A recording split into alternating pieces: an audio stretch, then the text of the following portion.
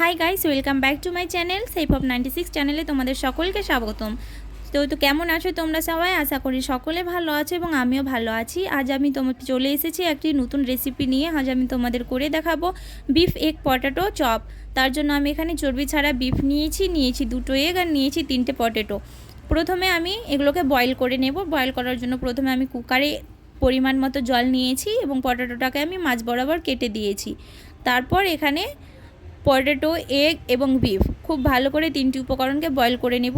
এটা একটা সিটি ওঠা পর্যন্ত বয়েল করে নিতে হবে। তো প্রথমে কুকারে আমি আলু, ডিম এবং বিফগুলোকে দিয়ে দিলাম। দেওয়ার পর একটু এখানে স্বাদ মতো লবণ দিয়ে দেব। স্বাদ মতো লবণ দেওয়ার পর এটাকে বয়েল করে নেব। এখানে অবশ্যই লবণটা স্বাদ মতো দিয়ে দিতে হবে, তাহলে খুব ভালোভাবে এটার ভেতরে লবণটা ঢুকে যাবে এবং খেতে টেস্টি লাগবে। তো এটাকে আমি কুকারের মুখটা খুব ভালো করে বন্ধ করে দেব। বন্ধ করে দেওয়ার পর এটাকে একটা সিটি পর্যন্ত বয়েল করে নেব। বয়েল করা আমার হয়ে গিয়েছে। এবার আমি তোমাদেরকে ঢেলে দেখাবো যে কেমন হয়েছে। এই যে তোমরা দেখলে বুঝতে পারবে যে খুব ভালোভাবে কিন্তু বয়েল হয়ে গিয়েছে। এবার বিফগুলোকে আমি ছোট ছোট পিস করে কেটে নেব।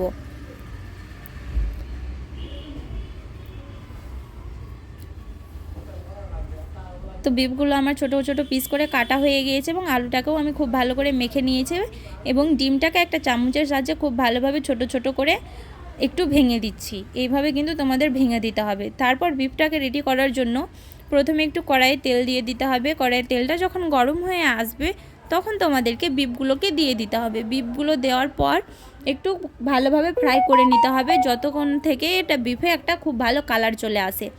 তো প্রথমে আমি বিফটা তেলের উপরে দিয়ে একটু নাড়িয়ে নিলাম। তারপর এখানে অ্যাড করে দেব লবণ, হলুদ এবং লঙ্কার গুঁড়ো।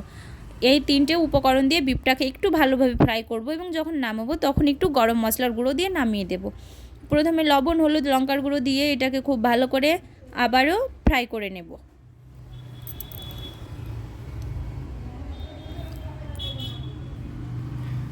এটা যখন খুব ভালোভাবে ফ্রাই হয়ে আসবে তখন কিন্তু বিফগুলো ফুলে ফুলে বড় হয়ে যাবে।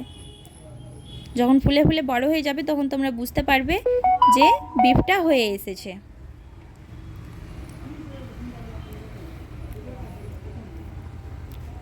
তো এই যে তোমরা দেখলে বুঝতে পারবে যে বিফগুলো অনেকটা ফুলে এসেছে। এবার এখানে আমি অ্যাড করে দেব ভেঙে রাখা ডিমগুলোকে।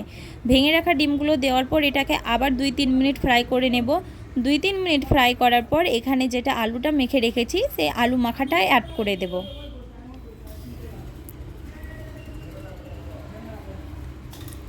আলু মাখাটা দেওয়ার পর এটাকে আবারও খুব ভালোভাবে মিক্স করে নেব। খুব বেশি না, 2-3 মিনিট এটাকে খুব ভালো করে ফ্রাই করে এবার নামিয়ে নেব। প্রথমে আলুটাকে আমি একটু খুন্তির সাহায্যে ভেঙে ভেঙে খুব ভালো করে এটাকে বিফের সঙ্গে মিশিয়ে নেব।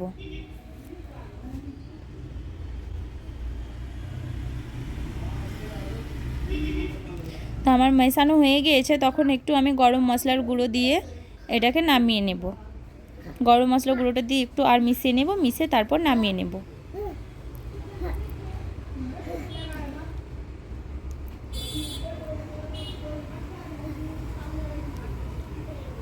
যেটা আমার হয়ে গিয়েছে তখন আমি একটা পাত্রে ঢেলে নিয়েছি। তারপর এখানে আমি দিয়ে দিলাম 3 চামচ পরিমাণ ময়দা। ময়দা দেওয়ার পর এখানে আরও অ্যাড করে দেব 1.5 চামচ পরিমাণ বেসন। বেসনটা দেওয়ার পর এখানে কিছু মশলা আমি দিয়ে দিব স্বাদ মতো লবণ। অবশ্যই লবণটা স্বাদ মতো দিতে হবে। তো আমি প্রথমে দিয়ে দিলাম একটু জিরে গুঁড়ো, একটু ধনে গুঁড়ো, লঙ্কার গুঁড়ো, তারপর হলুদ গুঁড়ো, গোলমরিচ গুঁড়ো আর একটু পরিমাণ গরম মশলা গুঁড়ো। ব্যাস এই কয়েকটি উপকরণই দিতে হবে, দিলেই হয়ে যাবে। ঘরের উপকরণ দিলেই হয়ে যাবে, কোনো বাইরে থেকে কোনো কিছু এক্সট্রা কেনার তোমাদের প্রয়োজন নেই। তো সব শেষে আমি গোলমরিচ গুঁড়ো দিয়ে এটাকে একটা চামচের সাহায্যে খুব ভালোভাবে মিক্স করে নেব। তোমরা হাতেও মিশিয়ে নিতে পারো, এখানে কোনো জল ব্যবহার করার প্রয়োজন নেই। চামচের সাহায্যে খুব ভালোভাবে এটাকে ঠেসে ঠেসে মেখে নিলেই দেখবে খুব সফট একটা ডোয়ের মতো তৈরি হয়ে গেছে। একটুও জল কিন্তু ব্যবহার করতে হবে না। জল দিলে কিন্তু চপটা তোমাদের ভালো হবে না। জল ছাড়াই এটাকে খুব ভালো করে মিক্স করে নিতে হবে। তো এই যে আমি খুব ভালোভাবে হাত দিয়ে মিশিয়ে নিলাম এবং তোমরা দেখলে বুঝতে পারবে যে এটা কতটা সুন্দর হয়েছে। এবার এটাকে আমি রেডি করে নেব। তো প্রথমে আমি যে পাত্রে এটা রাখবো সেই পাত্রে একটু তেলটাকে ব্রাশ করে নেব। তারপর হাতে একটু তেল দিয়ে এগুলোকে চপের সাইজে সেভ করে নেব। তো দেখলে তোমরা বুঝতে পারবে যে কতটা সুন্দর হয়েছে। তো আমি একটু প্রথমে হাতে তেল মাখিয়ে একটু গোল গোল করে নিয়ে হাতে একটু ঠেসে দিলেই এটা চপের সাইজে হয়ে যাবে। তো আমি এইভাবেই আমার চপগুলোকে রেডি করে নিলাম। চপগুলো যখন রেডি হয়ে যাবে তখন এটাকে আমি এবার ফ্রাই করে নেব। তো আমার সমস্ত চপগুলো রেডি হয়ে গেল এবং তোমরা দেখতে পাচ্ছ যে সাজিয়ে রেখেছো, কতটা সুন্দর লাগছে দেখতে। প্রথমে আমি কড়াইয়ে এটাকে ভাজার জন্য তেল বসিয়েছি। তেলটা আমার গরম হয়েছে, আমি সাদা তেল ব্যবহার করছি, তোমরা যে কোনো তেলে ফ্রাই করে নিতে পারো। তারপর একটা একটা করে চপ দিয়ে দিব, দিয়ে এটা মিডিয়াম ফ্লেমে খুব ভালো করে ফ্রাই করে নেব। গ্যাসের ফ্লেমটা কিন্তু অবশ্যই লো এবং মিডিয়ামের মাঝখানে রাখতে হবে, হাই করলে হবে না। তো এটাকে এপাশ ওপাশ করে নাড়িয়ে খুব ভালো করে ফ্রাই করে নিতে হবে।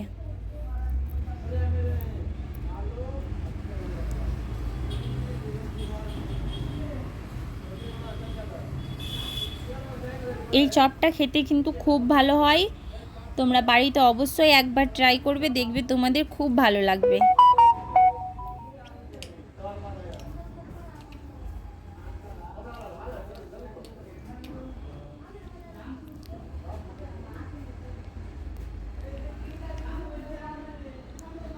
আমি একটু নেড়ে নেড়ে খুব ভালো করে লাল লাল করে ফ্রাই করে নিয়েছি। তারপর তোমরা দেখতে পাচ্ছ যে কালারটা কতটা সুন্দর হয়েছে। আমি এইভাবেই আমার সমস্ত চপগুলোকে খুব ভালোভাবে রেডি করে নেব। তো আমার সমস্ত চপ ফ্রাই করা হয়ে গেছে এবং তোমরা দেখতে পাচ্ছ যে দেখতে কতটা সুন্দর হয়েছে এবং খেতেও কিন্তু দুর্দান্ত হয়েছে। যদি আমার ভিডিওটা ভালো লেগে থাকে তাহলে অবশ্যই লাইক, কমেন্ট, শেয়ার এবং সাবস্ক্রাইব করে দিও। ততক্ষণ সুস্থ থেকো, ভালো থেকো এবং সাবধানে থেকো। আবার দেখা হবে পরের ভিডিওতে।